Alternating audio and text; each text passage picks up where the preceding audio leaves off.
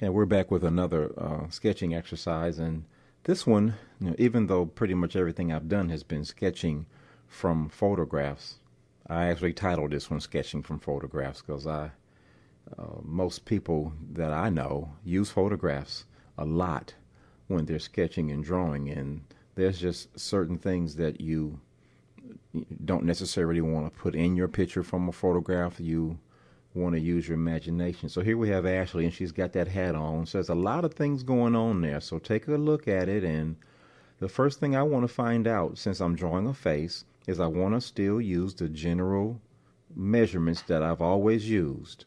So I want to find out where my oval is. So I'm kind of eyeballing where the top of her head is about. And so now I see what her oval looks like: wide oval, thin oval, whatever. So I'm making some general observations first, so that I can go into this thing not blindly, but with a game plan, and I can make my job a little easier and a little quicker.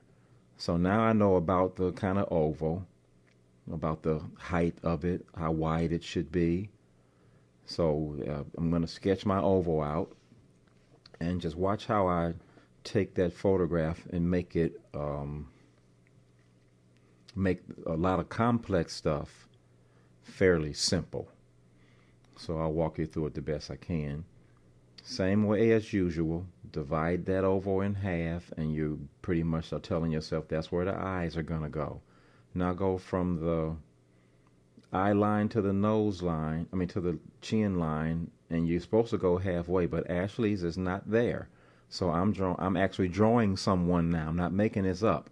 So you see, Ashley's nose did not go all the way down halfway between the eye line and the chin line.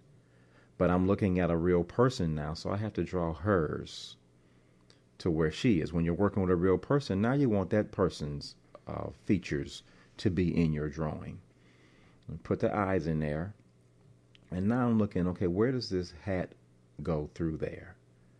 And so before I get too serious about trying to fix up eyes or mouths or nose, I'm still designing, I'm still composing, I'm still laying in shapes. All of the shapes that I'm gonna draw in, I want to go ahead and draw them all in now. I don't want to be working on a detailed eye and make this thing all real nice, and I'm not sure that everything is going to fit. So I'm trying to fit it all in. So the way that hat goes around that eye, and the way the hat fits over the head, you can still see the whole oval through this thing, because now it's just kind of like a transparent overlay, or transparent tracing, I should say. But I know that all of that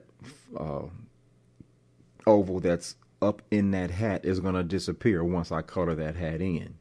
I know that that eye to our right is covered by the hat. So I'm getting all those things in right now. And now I'm looking to see what kind of ears can I see up underneath that hat. And I'm just penciling in more details now, because I've got that hat laid in there. And so now I can go ahead and make a person's face that has a hat on. But if you just pay attention and watch what I'm doing, in all of my videos, you'll always see that I'm trying to sketch out everything that I want in my drawing first before I go and start to work on serious details. I want to know that it's all there, that it can all fit in the area that I've got. I want to know that it's placed properly before I spend my time really working on serious rendering or serious shading or things. Now, I've exaggerated her mouth a little bit. I've made it wider than it needs to be.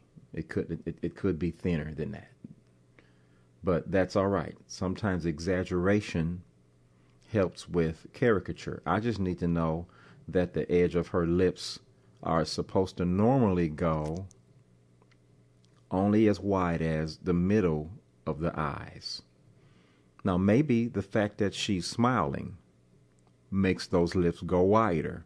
So that just goes to tell you that sometimes, or most of the time, those general measurements of divide this in half, Nose is only as wide as the inside of the eyes.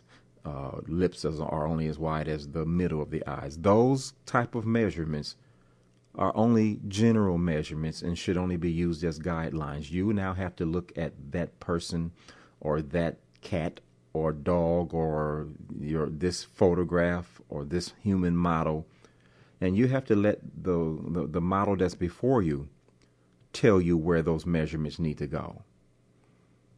See, that smile even forced her cheeks to be wider. See that? Like dimples pumping out.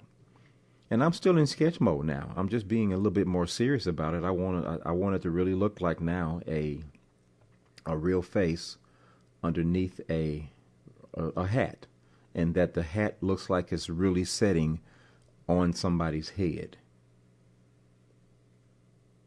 And as you can see now, I'm being more careful and more serious, and you get to the point to where you're just, I'm going to start to sketch some things in now, like shadows, and start to render some values to start to create some contrast in this picture, so it can start to look more believable. So one of the first things I want to do is I want to see that this looks like a hat on somebody's head. So I'm going ahead and coloring the hat in. And as I color that hat in, that oval stuff and line stuff that I drew up in there, it's going to disappear. And I'm not even drawing it dark right now. I can always go back and draw it, color that in darker to really make all of those lines disappear. But you see, you can just look right now. If you squint your eyes, you can see that, for all practical purposes, those lines that were underneath that hat, are pretty much gone. And all you've got now is an area that's shaded in up there. That's the shape of that hat that she has on her head. That's still on that eye area. I'm getting ready to cover that side up because there's still a lot of hat on the right side from our point of view of her face that's not colored in yet. So you can still kind of see through to parts of her face and forehead that you really aren't supposed to be able to see. But I'm just taking the time to draw the design that's in that hat, and then I'm going to color it in, right? And I'm not going to color that whole thing in and then go back and try to fix. I'm going to mimic the design right now. So where it's dark, I'll do it dark. Where it's light, I'll do it light. Where it's white, I'll just leave it white. So I drew the design in first, and now I'm coloring around that design.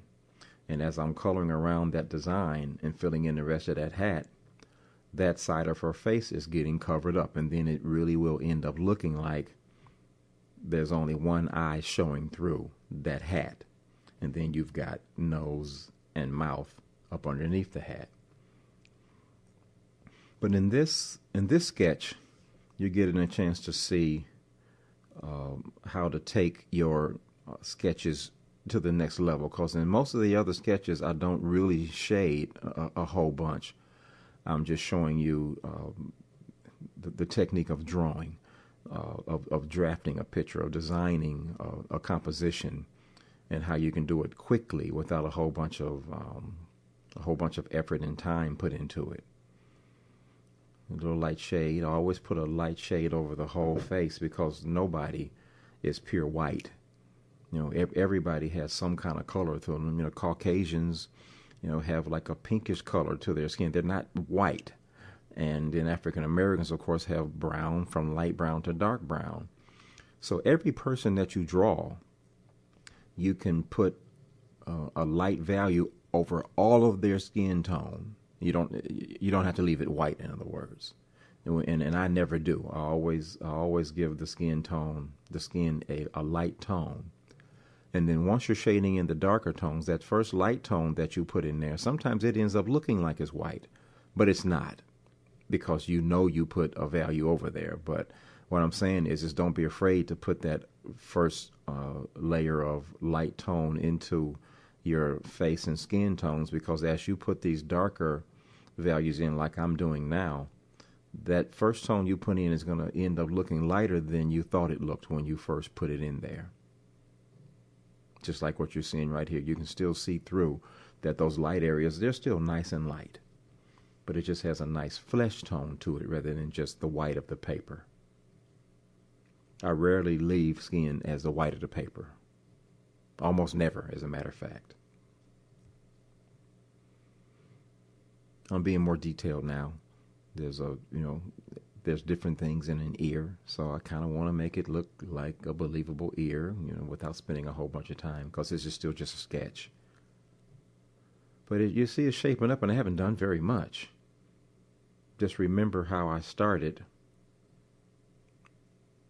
with the same exact technique that I always use for a face, that I've shown you several different times.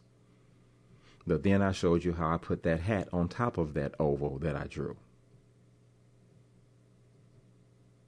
You want to do the same thing. You want to